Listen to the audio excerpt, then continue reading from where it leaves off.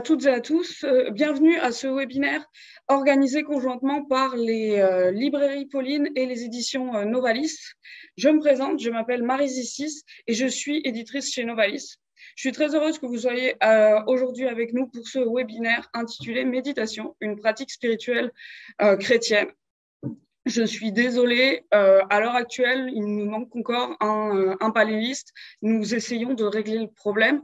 En attendant, je vous présente une nouvelle fois le père Édouard Chatov, qui est prêtre assomptionniste et auteur du livre Un pèlerin à Hus au XXIe siècle et qui devrait s'entretenir d'ici peu de temps avec le père Patrice Gourrier sur le sujet de son livre paru chez Novalis, Méditation et paix intérieure. Outre ses qualités d'auteur, Patrice Gourrier est également responsable des nouvelles attentes spirituelles sur le diocèse de Poitiers et d'un centre de méditation spirituelle basé sur la pensée, la spiritualité des pères du désert. Il est également aumônier du monde juridique et psychologue.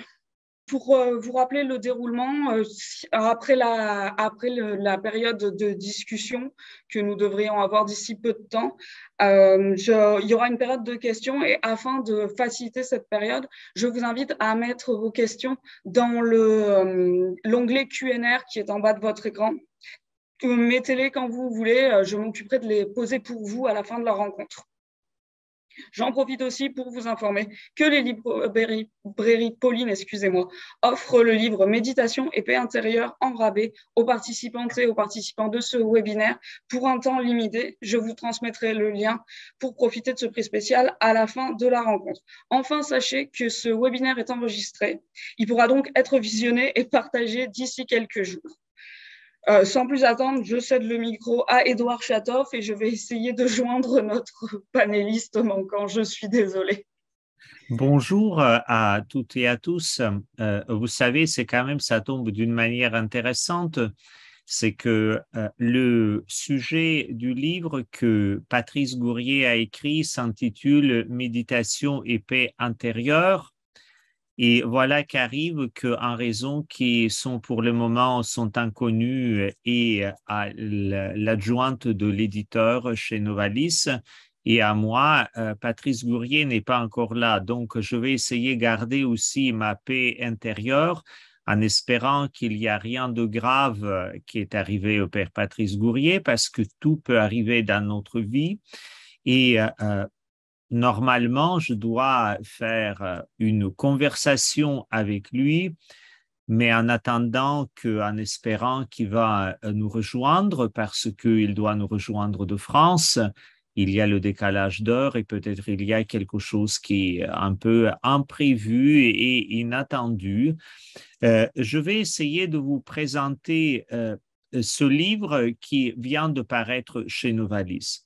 Donc, le livre Méditation et paix intérieure, qui est écrit par Patrice Gourrier et Jérôme Desbouchages, il est préfacé de Christophe André et la postface de Mathieu Ricard.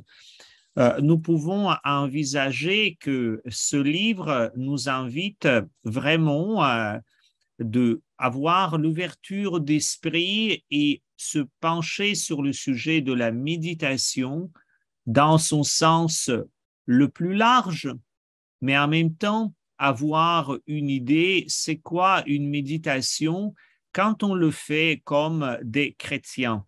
Parce que, évidemment, quand je dis évidemment, c'est pas évident, mais c'est une chose importante. Parce que Patrice Gourrier, il va s'approcher la méditation à partir de la tradition des pères de désert et particulièrement de la tradition, ce qu'on appelle la tradition hesychaste. Dans quelques instants, je vous en parlerai un peu c'est quoi la tradition hesychaste, mais d'abord, peut-être, c'était une des premières questions que j'ai prévues pour Père Gourrier, c'est de dire quelle est l'importance de la méditation. Et dans son livre, Père Gourrier va écrire que la question de la méditation, ce qu'il a appris dans un moment assez particulier de sa vie, où il y avait une grande épreuve. Il l'appelle la vie éminente. Vous voyez, très souvent, on parle de la mort éminente, mais cette fois-ci, Père Patrice Gourier parle de la vie éminente. Et il va définir que méditation, c'est prévient en mots dans le sens littéral, meditari, itari in medio, ce que signifie être conduit vers le centre. En fait, ce n'est pas quelque chose tel que j'ai compris dans le livre qui nous permet d'être obsédés par nous-mêmes, mais si on lit cet ouvrage d'une manière, je pense, cohérente, et si je comprends bien l'idée de l'auteur, c'est méditation, c'est une pratique de la vie éminente qui nous permet de nous recentrer et recentrer sur les choses essentielles de notre vie. C'est pas toujours évident parce que très souvent dans la vie, nous sommes dispersés, nous sommes fragmentés, nous sommes un peu dans tout et dans le rien. C'est une manière de parler. Et donc, Père Patrice Gourier, il va nous dire, voilà, la méditation, c'est quelque chose pour nous permettre de nous recentrer. Et il va dire, il y a plusieurs méthodes de faire la méditation. Et lui, il va aborder cela à partir de la méthode Hesychaste. Dans l'introduction que Père Patrice Gourier va écrire, il va dire le livre, en fait, il est consacré à un sujet simple, affronter en toute sérénité les contrariétés du quotidien, garder son sang-froid en période de stress, adopter une tournure d'esprit positive, aborder la vie avec l'enthousiasme. Vous comprenez bien que ça tombe bien et mal en connaissant que le conférencier et l'auteur du livre qui doit être là, doit être présent. Je suis dans l'attitude aussi de la méditation pour aller au centre et affronter en toute sérénité les contrariétés donc de la vie et parler et garder avec mon sang-froid, ce qui est vraiment en ce moment, c'est peut-être pas la chose la plus évidente. Mais donc, Père Gourier, il va dire que on va bénéficier de la tradition hesychaste. L'hesychasme, c'est la tradition qui est apparue chez le Père de Désert dans les premiers siècles, surtout vers le IVe siècle après Jésus-Christ. La tradition hesychaste a eu son essor un peu culminant entre Xe et XIVe siècle. C'est une pratique de se mettre au calme et grâce au recueillement, à la respiration, de se mettre dans la posture et l'attitude de l'accueil de Dieu. Ce qui en fait, par contre, et par la suite, permet rencontrer non pas seulement Dieu, mais aussi notre prochain et peut-être aussi même avant tout nous-mêmes. Parce que très souvent aussi, nous sommes très loin de nous-mêmes. Et donc, dans le livre que nous venons de vous présenter, c'est le livre Méditation et paix intérieure par Patrice Gourier et Jérôme Desbouchages, qui est publié chez les éditions Novalis. Il y a comme une progression en 12 mois, c'est-à-dire pendant une année, semaine par semaine, avec un thème et une démarche particulière. Et donc, si même on regarde la table de matière, le livre est partagé comme dans deux grandes parties. Méditer avec notre corps à l'école des pères de désert. Et donc, on va voir les postures et c'est là que la méthode ESICAST va être utile. Or, on va passer par les 5 grandes étapes. La première étape, ça va être de s'asseoir. Vous savez, tout simplement se poser et probablement pour se reposer. Je vous en laisse découvrir cela aussi dans le livre. Et chaque étape, donc d'abord on va se poser, après on va se taire. Ne pas pour tomber dans le mutisme, non pas pour de ne plus rien dire ou disparaître dans le grand tout, mais pour vraiment prendre l'attitude de silence et de ouvrir notre oreille pour entendre l'autre. Après, on va nous reposer, c'est-à-dire prendre un peu de recul, prendre un peu de distance, dépasser nos craintes et créer en nous le lieu de la prière. Après, on va passer à la 4e étape, c'est de respirer, c'est-à-dire d'entrer dans le bon rythme de la vie, parce que notre respiration, c'est vraiment un rythme de vie, parce que lors de notre respiration et de notre respiration dépend du travail de notre cœur. Notre cœur articule tous nos membres et donc toute notre vie. Et après, on va changer d'air, c'est-à-dire on va se lever et on va passer à la vie quotidienne. Et donc, chaque étape, il va comme être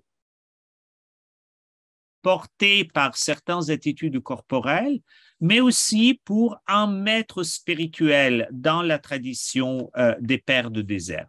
À chaque étape, il y a une personne, donc Patrice Gourier, avec son co-auteur, nous présente. Et ils nous font aussi permettre, grâce à leurs pensées, grâce à leurs prières, d'aller plus loin dans notre cheminement. Donc, ça va être la première partie de cette réflexion du livre qui est présentée. La deuxième, après avoir médité avec notre corps, donc quand on va engager notre corps dans la posture, dans le calme, dans la prière, dans la respiration et aussi après dans le mouvement, Père Patrice Gourier, avec son co-auteur, qui est Jérôme Desbouchages, nous invite à méditer avec nos sens à l'école des pères du désert. Vous savez que nos sens, ce sont les fenêtres de notre âme, comme les a appelés une autre autrice qui aussi publie chez Novalis, sœur Catherine Aubin, qui a publié un livre avant qui s'appelle Les fenêtres de notre âme. Et donc, Père Patrice Gourier, il va aussi reprendre, parce que c'est vraiment quelque chose d'essentiel dans la tradition spirituelle, c'est de nous approprier nos sens. Donc, quel est notre objet à nos sens? Quelle l'influence de nos sens sur notre vie intérieure et notre vie extérieure? Et après, on va examiner lui et la paix intérieure, la vue et la paix intérieure, le toucher et la paix intérieure, le goût et la paix intérieure, et l'odorat et la paix intérieure. Et donc, le livre de Père Patrice Gourier va se terminer par une conclusion: comment, grâce à notre corps et à nos sens, éveiller notre vie, en fait, au plus profond, à quelque chose qui surgit de l'intérieur, qui nous anime du bonheur, de la paix, et nous fait vivre d'une manière un peu plus pleine chaque jour. Ce qui est étonnant dans ce livre, c'est même si ça propose un parcours qui est réparti en 12 mois, qu'il y a un exercice à faire chaque semaine, je pense qu'il faut retenir est de Père Patrice Gourier et en fait de la tradition essicaste et ne jamais confondre, c'est que le but, ce n'est pas les moyens et il ne faut pas confondre les moyens avec le but. Ce qui veut bien dire l'exercice, la respiration, la lecture, ça c'est un moyen. Ce qui est quand même un peu intéressant, c'est que pour vivre ce moyen, il y a un mot que Père Patrice Gourier va introduire. Il y a plein de mots qu'il va introduire qui sont un peu oubliés dans notre vocabulaire, mais pour nous permettre vraiment cheminer, il va introduire un mot qui n'est pas trop populaire aujourd'hui, qui n'est pas très, disons, connu ou reconnu, c'est le mot ascèse. Et le mot ascèse, très souvent dans notre vocabulaire contemporain, associé avec quelque chose de négatif, avec quelque chose un peu pesant, quelque chose qui nous agace ou qui met un poids lourd. Or, dans son livre, je trouve que Père Gourier donne une définition très intéressante de l'ascèse pour retrouver le sens originel, mais peut-être aussi original pour notre temps, c'est que ascèse désigne l'idée d'exercice, d'entraînement et de pratique. En fait, Père Patrice Gourier est en train de nous dire dans son livre, c'est que si nous voulons vivre une vie spirituelle, ce n'est pas juste avoir une idée d'avoir la vie spirituelle, mais avoir une pratique, un exercice de la vie spirituelle.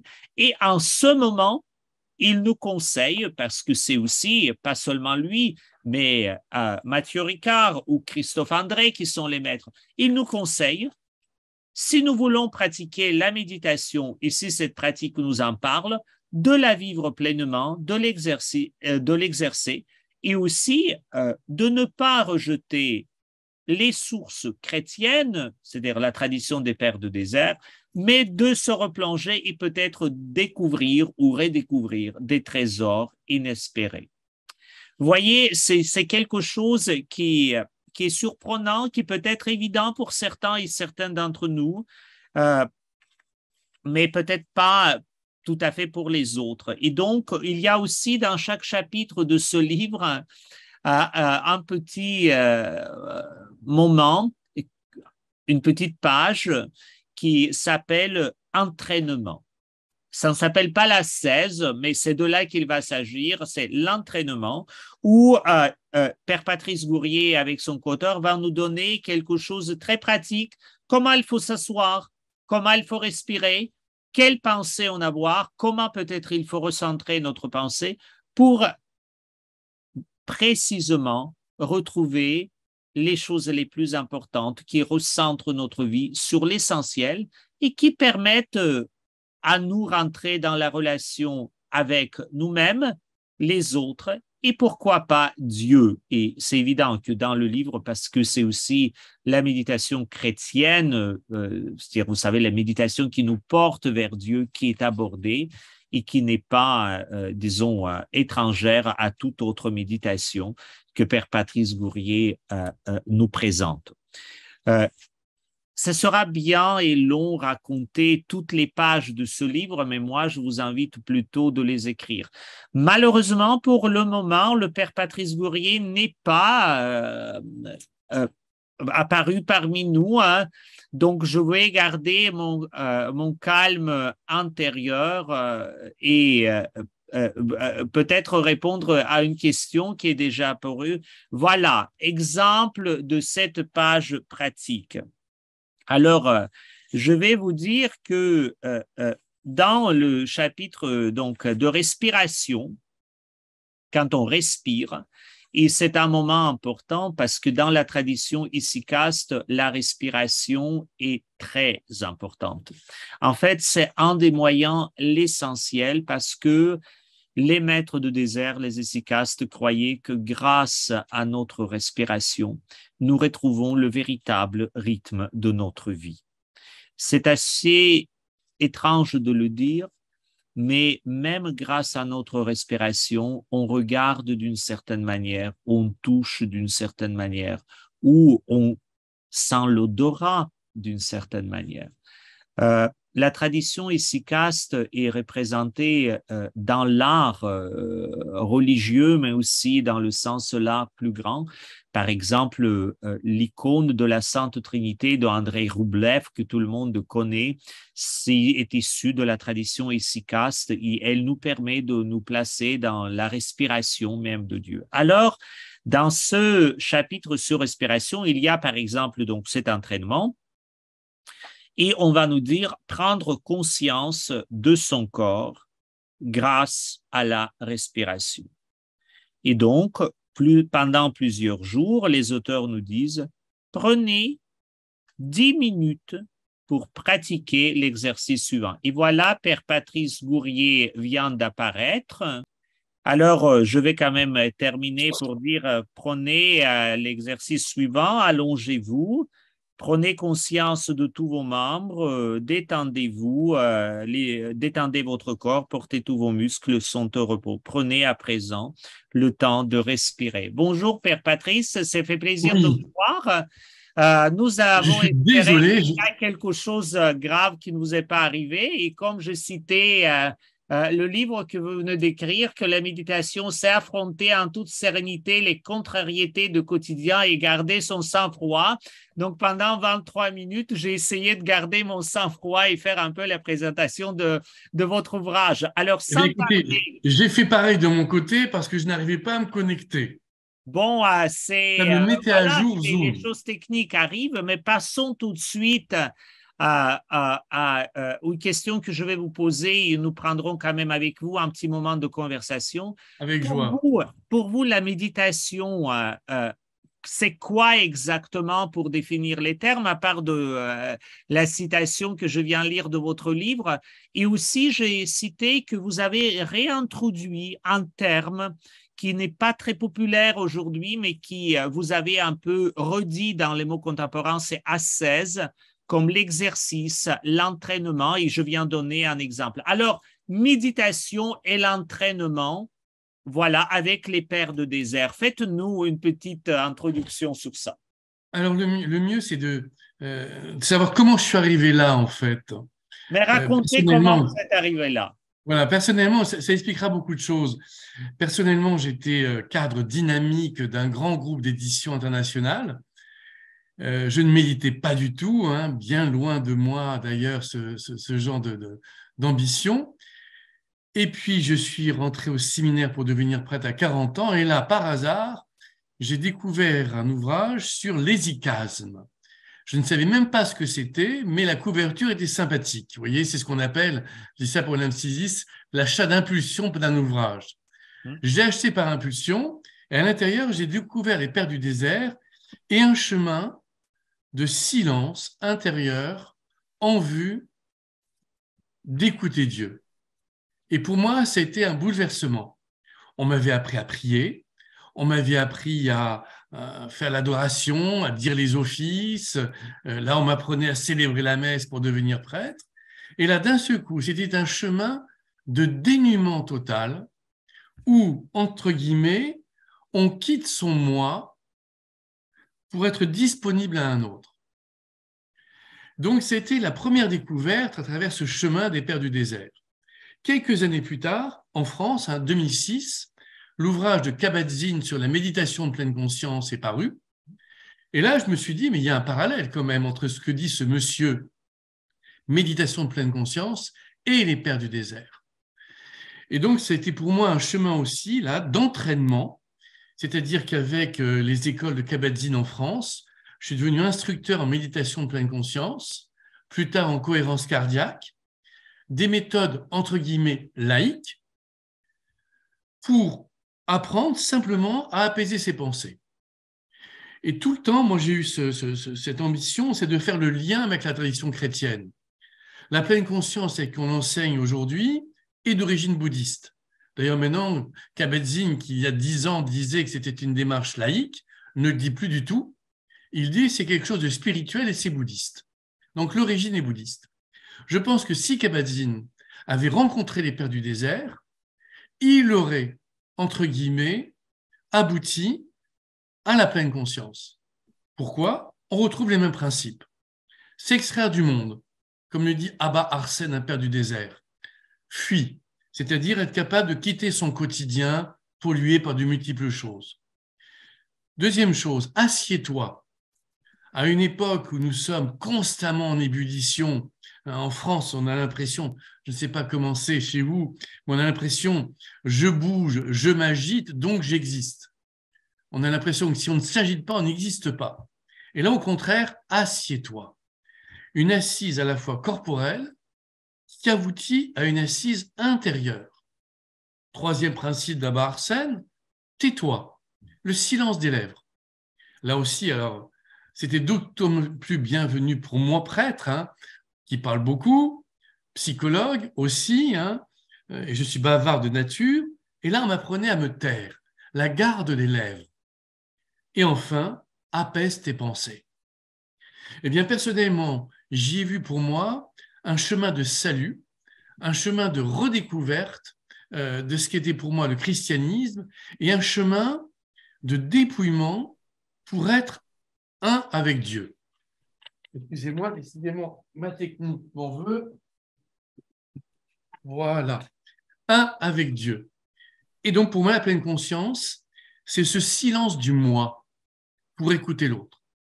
Côté spirituel, côté psychologique, une méthode tout à fait performante pour apaiser ses pensées, une méthode tout à fait cohérente quand on la met par exemple en union avec la cohérence cardiaque pour apprendre à apaiser son corps et finalement se sentir mieux. Je ne sais pas si j'ai répondu à votre question. Ah oui, Voilà je mon pense approche. que vous répondez, mais je vais quand même un peu aller plus loin dans cette conversation en écoutant votre même histoire personnelle, mais aussi l'histoire de cheminement spirituel. Vous avez dit que la méditation, voilà, c'est retrouver Dieu.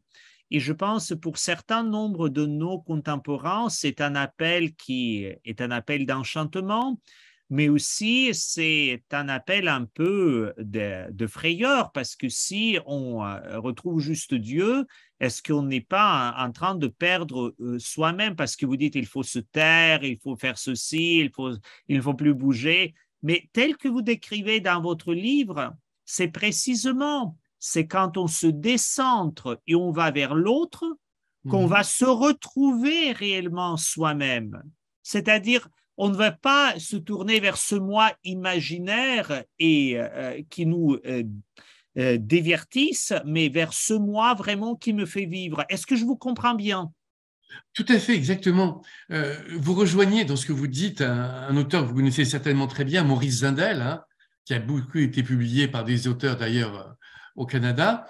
Maurice Zindel, à un moment donné, fait une expérience spirituelle dans la chapelle des Médicis à Florence. D'un seul coup, il est dans cette chapelle, face au tombeau, il est submergé par quelque chose. Le temps s'arrête, il est ailleurs. Il a l'impression d'être un. Pourquoi ?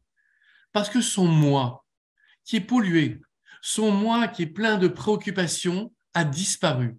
Il est comme porté par l'émerveillement. Et personnellement aussi, je dirais que la méditation nous rend disponibles à l'expérience de l'émerveillement. Et pour moi, le mot que vous avez employé est très important. J'ai 60 ans, il y a 40 ans, on parlait du désenchantement du monde. Aujourd'hui, on n'en parle plus. Les gens veulent au contraire réenchanter le monde. Eh bien, la méditation, nous ouvrons sur l'émerveillement, nous permet de voir le monde avec d'autres yeux. Et cette présence intérieure. Vous voyez, la méditation, c'est à la fois une présence intérieure qu'on le redécouvre, il y a un mouvement vers soi, et un chemin vers plus grand. Voilà, c'est un chemin de recentrement qui aboutit à une ouverture par un décentrement. Je ne sais pas si je suis clair. Je pense oui, et ce que je pense peut être très intéressant, quand je dis très enchantant pour chacune d'entre nous, qu'au lieu de nous retrécir et se sentir diminué, or ça peut arriver souvent, en fait, cette pratique nous donne la respiration pour aller, et comme dit l'Écriture, élargir l'espace de notre tente. C'est Mais je vais vous poser une question suivante après que j'ai fait ma lecture pendant que nous étions en attente de votre Vraiment, présence. mille pardons. Maintenant, je vais vous poser une question et entendre votre, précisément, disons, l'inspiration. Pourquoi dans votre livre, vous avez abordé donc l'aspect de la méditation à partir du corps et des sens, bien distinguant le corps comme le corps et les sens? Pouvez-vous nous expliquer un peu cette démarche? Pourquoi votre réflexion elle est un peu articulée en deux grandes parties? Peut-être là aussi, vous savez, on est tous le fruit d'une histoire et nos ouvrages, quelque part, sont le reflet de cette histoire. Et personnellement, en devenant prêtre, j'ai été étonné de voir le peu de place laissée au corps dans le christianisme. L'ouvrage Thaïta Koum, qui a précédé celui dont vous parlez, a été écrit il y a 20 ans, les choses ont progressé depuis, mais le corps, pendant une célébration eucharistique, est le grand oublié. D'ailleurs, les gens vous disent, à la messe, on ne bouge pas, rien ne se passe, etc. Pareil pour les sens. Quand, sur la radio diocésaine de mon diocèse de Poitiers, j'ai parlé d'Origène, qui met en correspondance 5 sens extérieurs avec 5 sens intérieurs, mais certains ont crié, horrifiés, comment un prêtre peut-il parler des sens? Les sens, c'est le péché. Pareil pour le corps. Donc, on se rend compte, et là, il a fallu que je fouille, là, maintenant je vous dis ça 22 ans plus tard, à l'époque, je n'avais pas assez de recul. Le christianisme a été marqué au tout début par la volonté, pour être mis en valeur, d'assimilation de la philosophie grecque, avec ce qu'elle a de meilleur, mais ce qu'elle a de pire aussi. Et je pense à Platon, le corps est le tombeau de l'âme. Et même les pères du désert, que j'aime bien, soyons clairs, on ne peut pas dire qu'ils aient beaucoup respecté leur corps. Ils avaient une ascèse qui en a tué certains. Un certain Évagre le Pontique, on pense que comme d'autres, il est mort tout simplement du fait qu'il ne buvait pas assez d'eau. Il est mort de problèmes de reins. Parce que pour lui, boire de l'eau, c'était risquer de voir la force concupiscible, la luxure se mettre en jeu. Donc, il ne buvait pas d'eau. Donc, on voit bien que le corps, tombeau de l'âme, est apparu chez de nombreux auteurs comme étant un ennemi, un handicap pour la vie spirituelle. Et personnellement, devenant prêtre à 40 ans, moi, je n'avais pas du tout ces a priori sur le corps et sur les sens. Et j'ai eu la chance de découvrir au contraire des auteurs, parce que là aussi, les pères du désert sont assez différents. Si certains sont marqués par la philosophie grecque, d'autres ont été marqués par la tradition juive, où le corps et l'âme sont les deux côtés d'une même feuille. On ne peut pas les séparer. C'est pour ça que vous avez des auteurs qui vous disent, dès le 4e, 5e siècle, est-ce le corps qui constitue l'homme? Réponse non. Est-ce l'âme qui constitue l'homme? Réponse non. C'est l'union du corps et de l'âme qui constitue l'homme. Donc, on voit bien que depuis 2000 ans, et ça n'a pas changé, parce que c'est curieux, je ne sais pas comment c'est chez vous, mais en France, on voit qu'il y a comme un inconscient collectif, et chez certains jeunes, le corps apparaît comme dangereux. C'est la possibilité du péché. Pareil pour les sens. C'est une méconnaissance totale de l'incarnation. En prenant corps, Dieu a montré la valeur du corps. Le corps du Christ n'a pas été un corps d'emprunt. Non, il est vrai homme et vrai Dieu. Donc, il a donné toute sa dignité au corps. Pareil pour les sens. Et je vais aller plus loin, vous parlez des sens, mais on peut parler des émotions. Là aussi, pendant des siècles, nous avons dit que Dieu n'avait pas d'émotion, qu'il était impassible. Et on a traduit ça avec le grec, impassible, ça veut dire sans passion. Mais oui, mais sans passion, on a oublié de dire que c'était les mauvaises passions. Impassible, l'impassibilité de Dieu, c'est qu'il n'est pas sujet à la gloutonnerie, à la luxure, à l'orgueil, à la vaingloire et à tout cela. Donc, dans la spiritualité chrétienne, tantôt c'est la tradition grecque qui domine, tantôt c'est la tradition juive, mais le corps, les sens, les émotions ont été les grands oubliés à mes yeux. Je vous comprends, mais quand vous dites aujourd'hui même le corps, le sens, les émotions sont vus comme le grand danger. Et effectivement, ils peuvent être le grand danger. Ça peut être pour certains, compte tenu de leur histoire ou du parcours, les bombes à retardement ou d'actualité. Mais c'est aussi la grande richesse, c'est aussi le grand potentiel. Et dans votre livre, vous, je pense dans votre vie, vous essayez de nous dire c'est comment explorer et mettre vraiment de côté positif ce potentiel qui peut enrichir notre vie. Alors, Qui nous il y constitue, avait… c'est pas seulement qui enrichit notre vie, c'est qui nous constitue. C'est-à-dire qui fait que notre vie est notre vie. C'est là… Exactement. Sans cela, mais que serions-nous? Sans les Voilà. émotions, que serions-nous? Sans les sens, que serions-nous? Sans le corps, que serions-nous? Et moi, personnellement, je pense, mais là, je vais vers une conclusion, donc c'était trop tôt, mais je lance les prémices. Il va falloir qu'on tienne compte, dans la tradition chrétienne, de la physique quantique aussi, qui nous apprend beaucoup de choses. On doit tenir compte aussi des neurosciences, qui nous montrent combien notre cerveau, notre cœur sont merveilleux et peuvent participer à notre vie spirituelle. Mais là, on ne se heurte pas à la philosophie grecque, on se heurte à une réticence de l'Église vis-à-vis de la science, qui a toujours lieu aujourd'hui. Et c'est intéressant de voir que dans tous les protocoles scientifiques où on étudie la méditation, vous avez des moines bouddhistes, vous avez très, très, très rarement des chrétiens. C'est quand même étrange parce que plusieurs chrétiens participent même à la méditation pleine conscience ou la méditation tout simplement.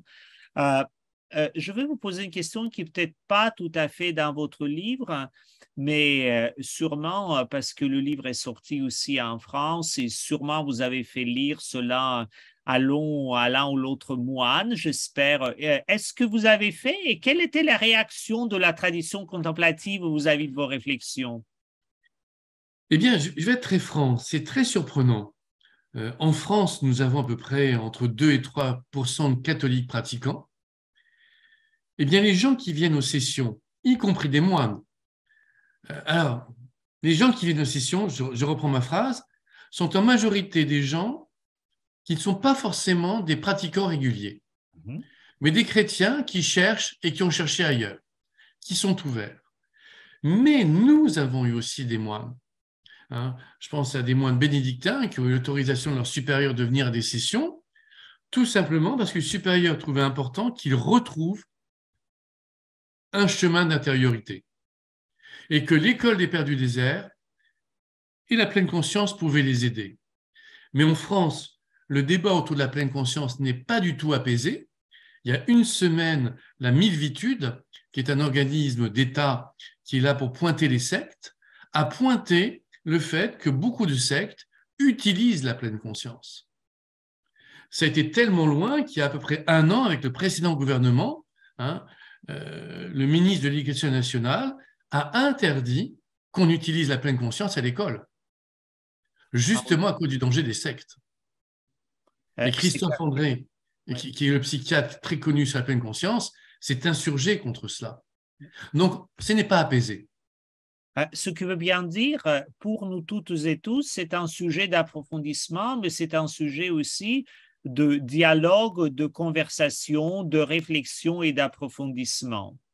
On n'est qu'aux prémices, à mes yeux. Ouais. C'est pour ça que c'est intéressant de voir, il y a 20 ans, quand j'ai commencé à me plonger dans ce domaine, c'était la pleine conscience qui était première. Maintenant, on vous parle de neurocardio-méditation, le lien avec le cœur. Et là, on est en plein dans la tradition biblique. Il faudrait que je rajoute plusieurs chapitres à mon ouvrage. Le cœur dans la Bible, c'est extraordinaire. Dieu parle au cœur.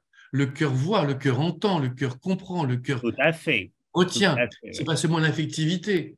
Eh bien, les scientifiques aujourd'hui vous disent que grâce aux neurones du cœur, on perçoit que le cœur a une fonction de chef d'orchestre de l'organisme.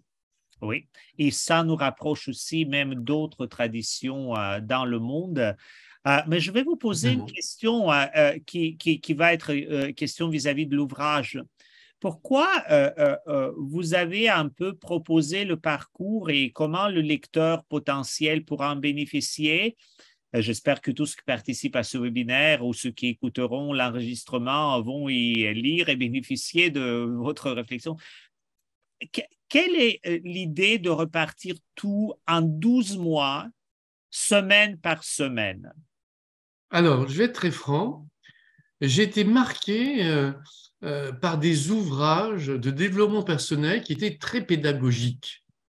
Et je trouvais que les ouvrages catholiques n'étaient pas pédagogiques. Quand vous avez des chapitres qui font 40 pages, sans un sous-titre, sans une phrase en exergue, c'est un tunnel. Et je trouve que ça ne tient pas compte de la capacité actuelle des lecteurs qui ont besoin. Prenez un magazine, moi je travaille dans l'édition, et c'est sans doute ça qui m'a marqué. Les articles de journaux, ils sont scandés par des titres, par des sous-titres, par des passages en exergue, par des photos. Et nous, catholiques, on fait des ouvrages de spiritualité qui sont des tunnels. C'est pour ça que j'ai exigé, alors là j'ai été intraitable au tout début, qu'il y ait une maquette extrêmement pédagogique qui soit mise en place. Et le chemin en 12 mois, 4 semaines, me semblait le plus adapté. Soit on lit l'ouvrage d'un seul coup et on se replonge dedans après, soit on a 4-6 pages à lire par semaine. Ça, c'est viable. Je trouve que ça tient compte aussi du rythme de nos contemporains qui travaillent, qui ont beaucoup d'occupations. 4 à 6 pages avec des exercices. Là aussi, c'est parmi les premiers ouvrages de spiritualité où il y avait des exercices au concret pour montrer comment une spiritualité peut être vécue au quotidien. Vous voyez, pour moi, c'est mon grand leitmotiv maintenant, la spiritualité au quotidien. Comment vivre la spiritualité au cœur de nos vies. Et Thaïta Koum, à travers ces exercices, ces chapitres courts, ce rythme scandé, est justement là pour nous aider avec une symbolique, la symbolique de l'échelle qui nous permet de monter vers le ciel. C'est très intéressant que vous dites qu'il y a un avancement mais le temps passe et je vais vous inviter à dire peut-être quelques mots de conclusion avant qu'on puisse accueillir quelques questions des participants et participantes. Alors, que vous aimeriez nous dire pour nous stimuler, nous inciter, nous enchanter pour lire votre ouvrage que vous avez écrit avec votre co-auteur? Eh bien, d'abord, je voudrais vous remercier d'avoir tenu pendant 20 minutes pendant que je me débattais avec mon ordinateur. Donc, et je suis désolé auprès de Marie qui a dû stresser un maximum en se disant qu'est-il devenu. Ma conclusion, c'est que nous vivons dans un monde, pardonnez-moi, c'est d'une banalité terrible. En France, vous avez peut-être suivi l'actualité, les scandales ne cessent de secouer l'Église, puisque cette semaine, nous avons appris que 11 évêques, soit à la retraite, soit encore en activité, étaient mouillés dans des scandales. Donc, il y a une dépressivité ecclésiale. On peut dire ça, une dépressivité ecclésiale. Eh bien, moi, à travers cet ouvrage, au contraire, je souhaite vraiment montrer un chemin de lumière. Chez nous, chrétiens, Dieu est lumière. Eh bien, la vie spirituelle, elle se fait à la lumière de Dieu. Et ce chemin très pédagogique qui nous mène vers le ciel est là pour nous ouvrir un horizon. Mais c'est ça, cet ouvrage. Ouvrons un horizon au cœur du quotidien. Je vous remercie beaucoup, Père Gourrier, Patrick Gourrier. Alors maintenant, je redonne la parole à Marie qui va poser quelques questions parce qu'il y a quelques questions et j'invite les participants et participantes d'écrire vos questions dans l'onglet Q&A pour que Père Patrice Gourrier puisse répondre. Alors, Marie, la parole est à vous. Merci beaucoup. Merci, Père Gourrier, pour ces réflexions très vivifiantes. Et vraiment, merci, Père Chatov, pour les 20 minutes pendant lesquelles vous nous avez tenus intéressés pendant les petits problèmes techniques que nous avons vécus. Alors, je vois qu'il y a une première question, je crois. Oui, c'est ça, ce que j'allais dire. La première question, Madame Moreau demanderait si ce serait possible d'écrire le nom de la méthode proposée par Monsieur Gourrier, mais je pense que ce sera plus simple que l'un d'entre nous réponde par écrit à celle-là. La question suivante, c'est celle de Luc Desautel. Quel rapport avec l'évangile de Jésus-Christ dans cette pratique de la méditation? C'est une très bonne question parce qu'en fait, on ne nous dit jamais que le Christ médite. On ne nous dit pas ça. On nous dit qu'il partait au désert de temps en temps tout seul, dans le silence, pour prier. Mais le Christ était juif. Et dans la tradition juive, il y avait une tradition méditative qui consistait justement à apaiser ses pensées. Et une des pratiques méditatives de cette tradition juive était de répéter la phrase d'un psaume. Par exemple, « Mon âme a soif de Dieu ». Donc, la répétition d'une phrase biblique qui nous élève.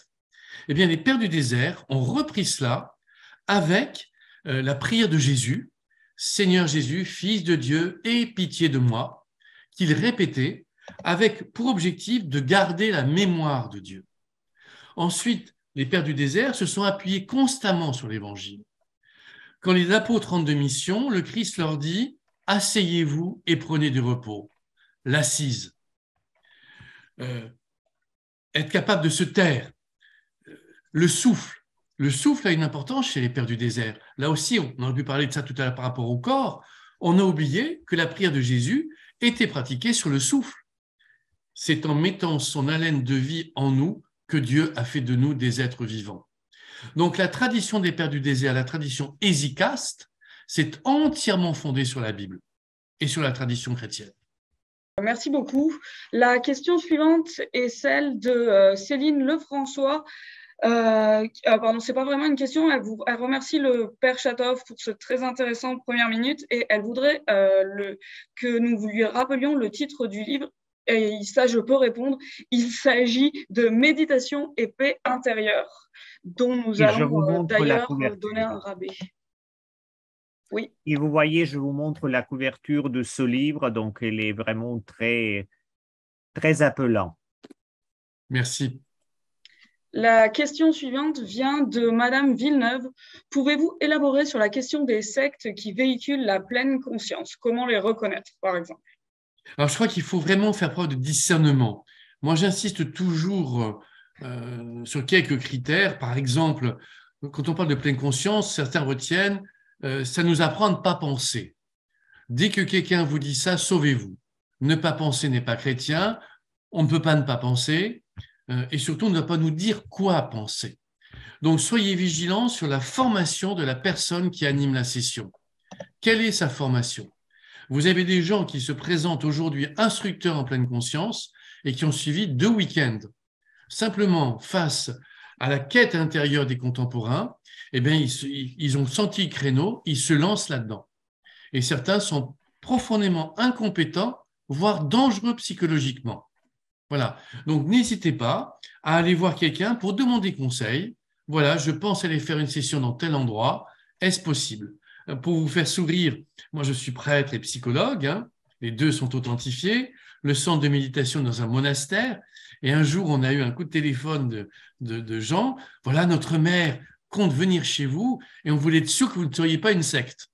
Donc, c'était intéressant. Les enfants ont fait une enquête préalable avant que leur mère ne vienne. Donc, on a pu discuter et ils ont été profondément rassurés. À l'heure actuelle, je n'ai donc plus de questions. Est-ce que Père Chatov, vous auriez d'autres questions? Oui, mais il y avait une question pour Père Patrice Bourrier. La question est disparue, mais je l'ai retenu. Oui, je l'ai retenu un petit peu. Dites-moi, la personne posait la question, quel est le rapport entre cette méthode de la méditation pleine conscience et vous comme prêtre, comme psychologue, et le rapport avec le milieu universitaire?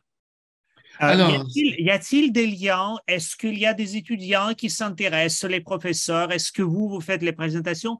Quel est le rapport, voilà, entre le monde croyant mais non académique ou académique et croyant, académique et non croyant? Comment sont les relations s'articulent? Ou qu'est-ce qu'on peut faire pour que ça va mieux? Elles ne sont pas faciles. En France, vous avez des diplômes universitaires de méditation de pleine conscience. Et en général, ces diplômes universitaires de méditation de pleine conscience ne prennent comme approche, comme illustration spirituelle, que le bouddhisme. Parce que le christianisme n'a pas pour eux de pertinence par rapport à cela. Il faut savoir que la tradition que je vous ai citée des Pères du désert, la tradition hésychaste, hésychia, ça veut dire la paix intérieure, le silence intérieur, eh bien, n'est pas connue. Et donc, comme elle n'est pas connue, eh bien, on n'y fait pas référence. Donc, en France, le diplôme universitaire le plus connu, par exemple, c'est à Strasbourg, un diplôme universitaire de neurosciences et pratiques méditatives. Je crois qu'au Québec, vous avez quelqu'un qui se penche sur les questions de spiritualité et de physique quantique, qui est un ingénieur, Mario Beauregard. qui animent des sessions. Je ne sais pas du tout ce que ça vaut, je n'ai rien suivi, mais en tout cas, christianisme et pleine conscience, il n'y a pas de recherche d'interaction. Vous avez en France un certain Antoine Lutz, L-U-T-Z, qui est un scientifique de l'INSERM, organisme archi reconnu. Eh bien, toutes ces recherches sont basées sur bouddhisme, pleine conscience, neurosciences, et absolument pas sur le christianisme. Voilà. Parfois, mon handicap pour aller dans un colloque, c'est à fois à dire, c'est d'être prêtre catholique. Je serais bouddhiste, ça serait beaucoup mieux vu. Ça, je vous comprends. Et il y a une autre question qui vient de nous voir. Quel est votre avis, quel est votre point de vue sur ce qu'on appelle proprement la méditation chrétienne dans l'approche de John Main, par exemple? Sûrement, vous en connaissez. Comment vous articulez un peu le lien entre ce que vous dites, ce que John Main ou les autres? En fait, John Main se base sur d'autres personnes. Hein. On peut remonter Beth Griffith, on peut aller jusqu'à Henri Le Sceau. Le Sceau, qui était un moine bénédictin de l'abbaye de Kergonan, qui est parti en Inde et qui a fait un parallèle, qui a ouvert un ashram chrétien et qui a fait des passerelles entre l'hindouisme, je dis bien l'hindouisme, hein, qui est profondément religieux, et le christianisme. Donc, il se situe dans cette tradition-là. Moi, je pense que les faits parlent pour eux. Hein. La méditation chrétienne de John Main est mondiale, hein, puisque c'est d'ailleurs le mouvement mondial des méditants chrétiens. Ça prouve que ça a correspondu à quelque chose. John Main fait partie de ces défricheurs, un peu comme Thomas Merton. Voilà, Thomas Merton, moine bénédictin, très très mal vu à l'époque. On lui avait même interdit de méditer. Son ordre, à l'époque, lui avait interdit de méditer. Je ne sais pas si vous vous rendez compte, il n'y a pas 100 ans, il y a moins de 50 ans. Interdiction de méditer parce que ce n'était pas chrétien. Et bien, grâce à des gens comme ça, on a ouvert des passerelles. Et je pense que le 3e millénaire, nous allons en ouvrir d'autres qui vont être fantastiques. Oui, j'ai envie de plaisanter avec vous. Il fallait dire qu'il fait le raison. Hein? Et voilà. Tout ira beaucoup mieux parce que vous savez, les mots font peur de temps en temps, les pratiques. Oui. Mais encore aujourd'hui en France, quand on parle de méditation, on s'imagine que vous allez parler de bouddhisme. Quand on parle d'éveil spirituel, certains vous disent, mais c'est pas chrétien, mon père, c'est bouddhiste. Ah oui, c'est bouddhiste. Mais comment vous m'expliquez que le mot ressuscité en grec, egeiro, veut dire s'éveiller, se lever? Comment expliquez-vous que les pères du désert chrétien étaient appelés des pères neptiques? La nepsis étant l'éveil. Donc, vous voyez, il y a des mots que nous avons perdus parce que nous ne les avons pas habités. Et si je vous comprends bien, Père Gourrier, il y a comme 2 défis qui se posent. Pour les gens qui sont croyants, disons chrétiens, pratiquants, ou ce qu'on appelle pratiquants ou moins pratiquants, le défi, c'est d'un peu de approfondir et peut-être vraiment se replonger dans la tradition un peu plus qu'on a appris dans, disons, des années de l'enfance et d'adolescence, mais ne jamais quitter le chemin d'approfondissement. Et pour ceux qui ne sont pas chrétiens ou éloignés de l'Église ou de la tradition, de ne pas avoir peur, jeter le regard sur la tradition de prière, de l'oraison et de méditation dans la tradition chrétienne. Est-ce que je vous comprends bien? Tout à fait. Alors là, dans ce que je vais dire, je ne vais pas être forcément très clair. Hein. J'ai beaucoup d'amis bouddhistes. Hein. Mathieu Ricard, par exemple, que vous connaissez sans doute, hein, qui est le bouddhisme que le monde entier connaît, avec le Dalai Lama. On discute souvent méditation, mais on s'entend bien pourquoi. Parce qu'il est bouddhiste, il ne va pas chercher à me dire que Bouddha, c'est Jésus. Et moi, je m'entends bien avec lui parce que je ne vais pas lui dire que Jésus, c'est Bouddha. Chaque tradition spirituelle a sa cohérence, y compris dans le domaine de la méditation. Qu'il y ait des échanges, c'est ce qu'on appelle l'interreligieux. Et Dieu soit loué, on n'est plus au stade des guerres de religion. On discute entre nous.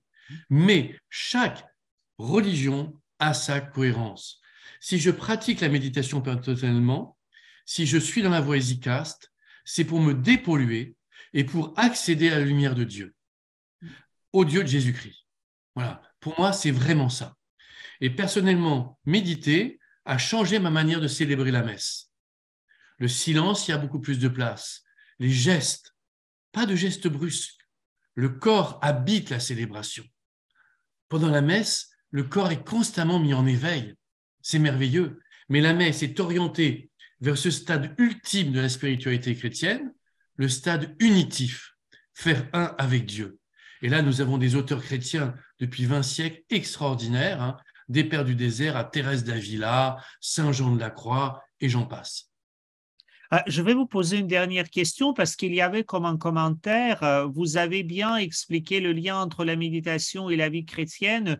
Vous pouvez y revenir. Dites-moi, Père Gourrier, dans votre vie quotidienne, à part de la célébration de la messe que vous venez d'évoquer, qu'est-ce que la pratique de la méditation et aussi qui approfondit votre lien personnel avec Jésus-Christ, qu'est-ce que ça a changé et comment dans la vie quotidienne? Je vais vous citer 2 choses. La première, Origène, qui dit « On peut prendre du temps pour prier dans la journée, il y a des temps pour prier, où on peut faire de sa vie une prière. La vie devient prière. » Mais pour la méditation, c'est pareil.